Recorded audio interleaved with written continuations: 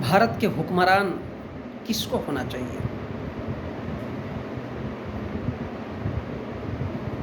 शासन करती जमात, जिनको शासन करना चाहिए।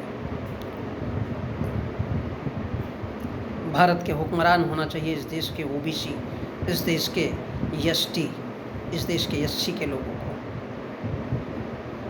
न छेड़ो हमें, हम सताए हुए हैं, लेकिन इनको होश नहीं है।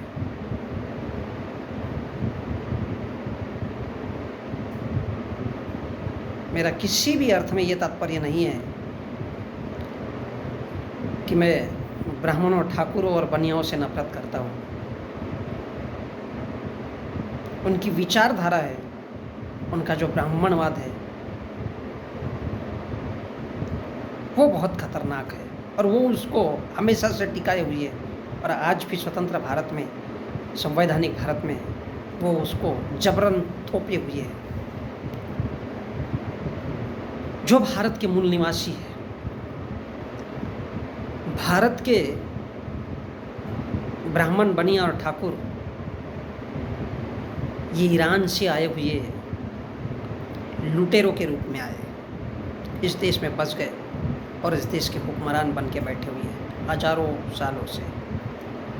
तो भारत के ब्राह्मण, बनिया और ठाकुरों को इस देश के एससी, एसटी, ओबीसी की सेवा करनी चाहिए। यदि ये बात कही जाए तो कितना बुरा लगता है, तिलमिला उठते हैं भारत के लोग। सच तो यह है कि ओबीसी, एससी, एसटी इस देश के मूल निवासी है, तो हुक्मरान भी उनको होना चाहिए। मैं ये नहीं कहना चाहता कि उसमें ब्राह्मण को शामिल नहीं होना चाहिए। अगर वो जिस प्रकार से भारत का संविधान कहता है, अगर उस संवैधानिक पद्धति को, उस विचारधारा को और भारत के संविधान को अगर मानता है, तो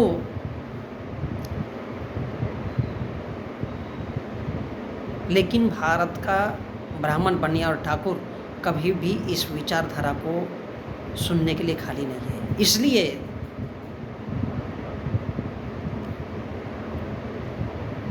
भारत के ओबीसी, एससी, एसटी और भारत के माइनॉरिटीज को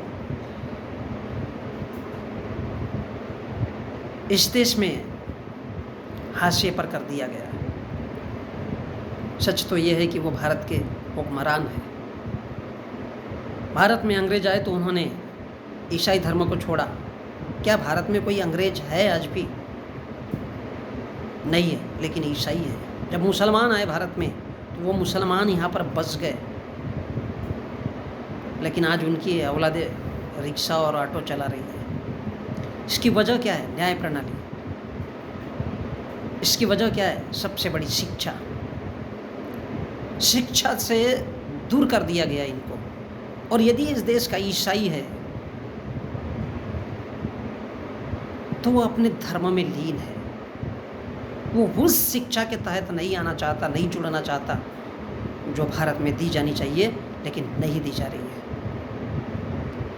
आज हम देखते सरकारी स्कूलों को जर्जर अवस्था में खुले तौर पर छोड़ दिया गया है। सरकारी स्कूल जर्जर अवस्था में, जो थोड़े बहुत बनाए गए थे, जो थोड़े बहुत बनाए गए थे, उनको भी बंद करने के कगार पर ला करके खड़ा कर दिया गया। उनकी हालत खस्ता हाल है। पता नहीं कि उनमें सिखाया जाता है भी या नहीं। और इस देश की न्याय प्रणाली तो सड़ चुकी है। खुद ही अपने मुंह से बखान करते हैं कि जिसके जेब में पैसा है केवल वही न्याय की तरफ या न्यायालय में देखे। तो ये कौन सी न्याय प्रणाली है और ये कौन सी शिक्षा है? किसी भी देश की सरकार की या उन सरकारों की जवाबदारी है सबसे पहले शिक्षा पद्धति को सुधारना।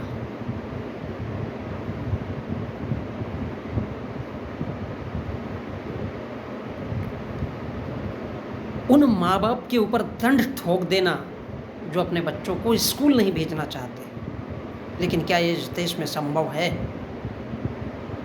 जुर्माना लगा देना उनके ऊपर कि तुम अपने बच्चों को स्कूल क्यों नहीं भेजते। लेकिन हम देखते हैं कि इस देश में छोटे छोटे होटलों में, छोटे छोटे फैक्ट्रियों में बच्चे काम करते हैं। इस देश में छोटे छोटे बच्चे काम कर रहे हैं, वो वहीं से बिगाड़ दिए जा रहे हैं और फिर उनको हिंदू और मुस्लिम की नफरत थमा दी जा रही है। तो क्या इस देश के आंकड़े उठा करके देखिए कि इस देश में गरीब कितने हैं, क्यों है गरीब, क्यों उनको 2 किलो और 5 किलो 10 किलो केवल चावल दिया जाता है, उनको अच्छी शिक्षा और रोजगार की व्यवस्था क्यों नहीं की जाती, क्यों इस देश के ओबीसी SC ST के साथ और माइनॉरिटीज के साथ ये छलावा किया जाता है। सरकारें चाहे भारत में अब तक जितनी भी बनती हुई आई हो वो सब वही बनी है। एक उग्र विचारधारा की है जिसको हम RSS और BJP कहते हैं, और दूसरी ठंडे दिमाग से लड़ती है। वो भारत में शिक्षा और न्याय से इस देश के लोगों को दूर भगाना चाहती, क्योंकि उनको पता है कि इस देश में दौलतमंद लोग, इस देश के ब्राह्मण, बनिया और ठाकुर हैं, इनके पास ज़मीन है, इनके पास पैसा है, वो जाकर के कोर्ट कचहरी में अपना केस लड़ लेंगे, जीत लेंगे। अब बचे कौन? तो इस देश के OBC और SC ST के लोग। बोले घंटा इनके पास तो खाने को नहीं है, 2 वक्त की रोटी, सड़कों पर नंगे घूम रहे। इस देश के किसान टाई टाई फीस है, आंदोलन कर रहे, बावजूद इसके उनको कुछ नहीं मिलता है। ये क्यों है? ये सोचना होगा इस देश के लोगों को। और इसलिए वो बड़े डंके की चोट पर कहते हैं इस देश के न्याय प्रणाली के लोग, सिंपैथी दिखाने के लिए कि इस देश का संविधान खतरे में। तो भैया आप लोग बैठे किस लिए हो, आलू छीट रहे हो?